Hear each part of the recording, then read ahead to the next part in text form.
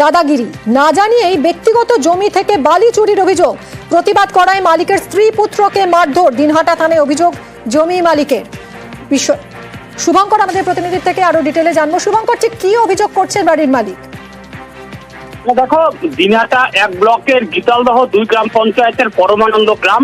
এই গ্রামেরই বাসিন্দা উমেশ সেন। বাড়ির পাশে তার বিরাট জমি রয়েছে। সেই জমি থেকে স্থানীয় বালি মাফিয়ারা বলে জোর করে, তাদের না জানিয়ে জোর করে সেই জমি থেকে মাটি কেটে নিয়ে যাচ্ছে।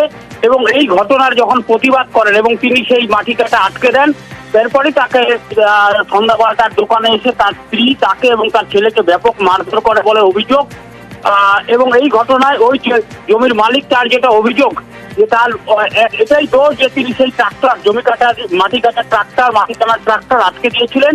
কেন আটকে দিয়েছিলেন সেই জন্যই বালি মাফিয়ারা সাঙ্গবাঙ্গ নিয়ে এসে তার স্ত্রী পুত্রকে মারধর করেছে। এবং গোটা বিষয়টি নিয়ে ইতিমধ্যেই দিনহাটা থানায় তিনি অভিযোগ দায়ের করেছেন। ঘটনার তদন্ত শুরু করেছে দিনহাটা থানার পুলিশ। ধন্যবাদ।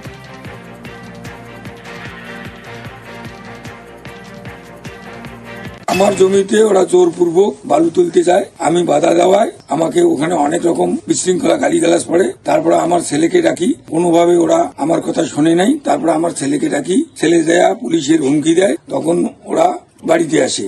আমি দোকান করিয়ে বাজারে গেছি খরচগুলি, ওখানে আমাকে অসতর্কিত অবস্থায় ধরিয়া মারা শুরু করছে। তারপরে আমার ছেলে বাধা দিতে গিয়ে আমার ছেলেকেও মারছে। বেদর কুড়ি চলি।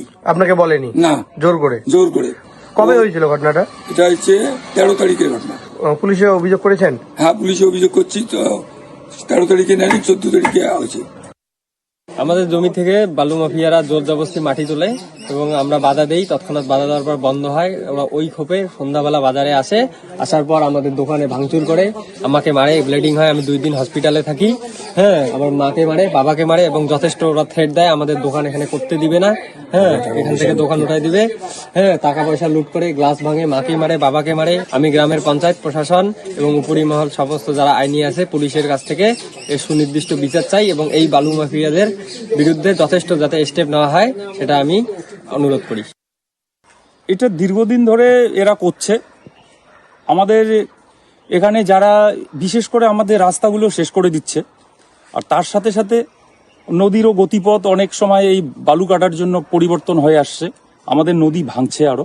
তো সেদিন একটা এইভাবে ওই পঙ্কজ এবং ওর বাবাকে ওদের জমি থেকে না বলে মাটি কাটার জন্য ওরা বাধা দিয়েছে। সেটাই ওদের দোষ। এবং ওদের দোকানে গিয়ে যেভাবে নির্মমভাবে এদের মেরেছে, ওরা পুলিশে অভিযোগ করেছে, থানায় গিয়ে অভিযোগ করেছে। পুলিশের উপর আমাদের আস্থা আছে।